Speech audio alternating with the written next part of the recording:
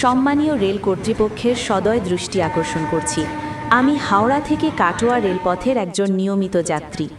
এই রেলপথে প্রতিদিন অসংখ্য ছাত্রছাত্রী, চাকরিজীবী, ব্যবসায়ী এবং সাধারণ মানুষ যাতায়াত করে থাকেন। কিন্তু অত্যন্ত দুঃখের সঙ্গে জানাতে হচ্ছে যে হাওড়া কাটোয়া লাইনে এমনিতেই লোকাল ট্রেনের সংখ্যা খুবই কম। তার উপর মাঝে মধ্যেই একাধিক লোকাল ট্রেন বাতিল করা হয়।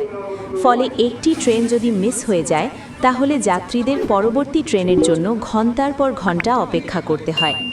এর কারণে যাত্রীদের চরম অসুবিধা ও ভোগান্তির শিকার হতে হয়। বিশেষ করে সকাল ও সন্ধ্যার অফিস টাইমে ট্রেনগুলিতে অস্বাভাবিক ভিড় লক্ষ্য করা যায়। অনেক সময় ট্রেনে ওঠাই সম্ভব হয় না, আবার অনেক যাত্রীকে ঝুঁকি নিয়ে দরজায় দাঁড়িয়ে যাত্রা করতে হয়, যা অত্যন্ত বিপজ্জনক।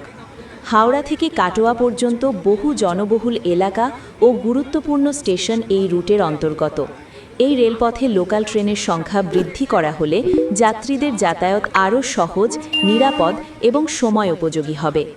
অতএব বিনীতভাবে অনুরোধ করা হচ্ছে, হাওড়া কাটোয়া রেলপথে যত দ্রুত সম্ভব লোকাল ট্রেনের সংখ্যা বৃদ্ধি করার জন্য প্রয়োজনীয় ব্যবস্থা গ্রহণ করা হোক। এই বিষয়ে আপনার সদয় দৃষ্টি ও দ্রুত পদক্ষেপ একান্তভাবে কাম্য।